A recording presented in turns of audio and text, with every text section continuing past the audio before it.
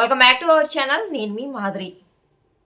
ఒక మనిషిని బ్రతికించేది, ఒక మనిషి ఏదైనా చేసేలాగా చేసేది, ఒక మనిషికి అన్నీ నేర్పించేది ఇవేంటో తెలుసా? అవి మూడే మూడు. ఒకటి ఆశ. ఆశ అనేది మనిషిని బ్రతికిస్తుందనమాట. అంతే కదా!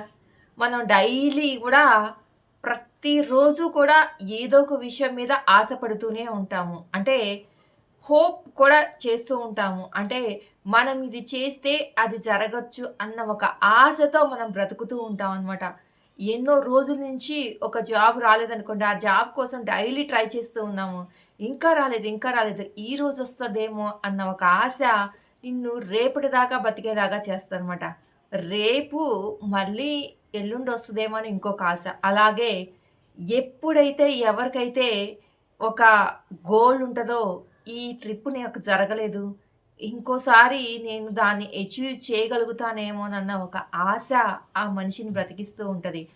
ఒక ప్రేమ విషయంలో కానివ్వండి, ఒక రిలేషన్‌షిప్‌లో కానివ్వండి, ఒక ఫ్రెండ్‌షిప్ విషయంలో కానివ్వండి, ప్రతి విషయంలో కూడా ఆశ అనేదే మనిషిని బ్రతికించేలాగా చేస్తదనమాట. బ్రతికేలాగా చేస్తదనమాట.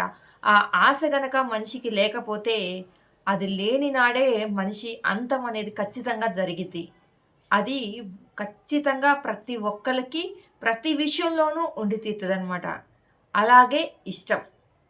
ఇష్టం అనేది ఏదైనా చేపించేస్తది.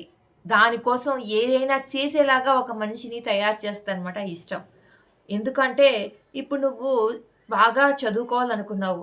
నీకు ఏ సబ్జెక్ట్ అయితే ఇంట్రెస్ట్ ఉందో, ఆ సబ్జెక్ట్ నువ్వు చదివినప్పుడే దానిలో రాణించగలుగుతావు.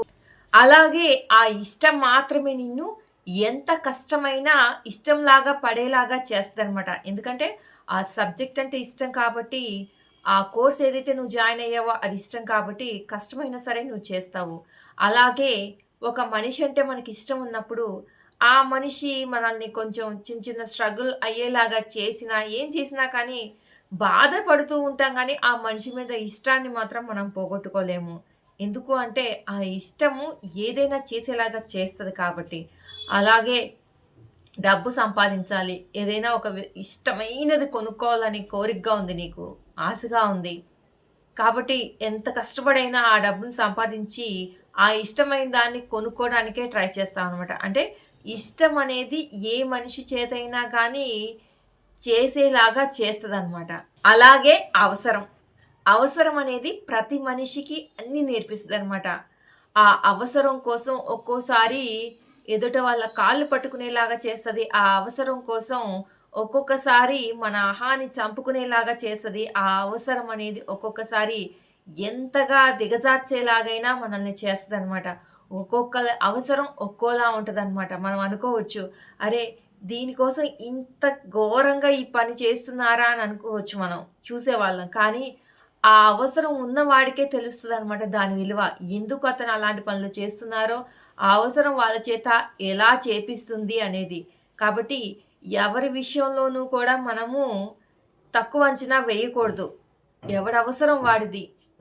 కాబట్టి అవసరం ఉంది కదా అని చెప్పేసి మరీ చెడ్డ పనులు చేయమని నా ఉద్దేశం కాదు.